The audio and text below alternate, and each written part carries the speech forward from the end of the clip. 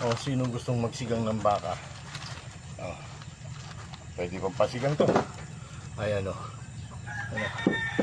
Mga tinatanggal lang natin sa ating maliit na tindahan para tawag dito, maganda tingnan. Everyday po yan. Everyday. Yan. Everyday okay.